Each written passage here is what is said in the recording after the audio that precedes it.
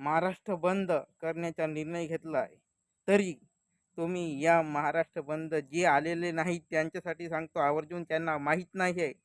म्हणजे आमचे आरक्षण आता क्रीमी लेयर लावण्यात जाणार आहे, म्हणून तुम्ही आपला आरक्षण वाचवण्यासाठी आपल्या 15 सप्टेंबरला तुम्ही आपला महाराष्ट्र बंद करण्यासाठी तयार राहा. तयार राहा. जे आले नाही त्यांना सांगतो, इच्छुकतेने सांगतो की आपलं आरक्षण वाचवण्यासाठी म्हणजे आपल्याला जो आहे स्कॉलरशिपचा प्रावधान पण मिळणार नाही. यामध्ये जे आहे आपल्याला रिझर्वेशन जे आहेत ज्यामध्ये आपले नोकरी आहेत त्या पोस्टसुद्धा आपल्या भरले जाणार नाही. आणि जे ते मागील आपल्या मागासलेल्या जाती आहेत त्यांना जो आहे शिक्षण म्हणजे समजलंच नाही आहे अजूनपर्यंत. तर मग ते पोस्ट कशी भरतील?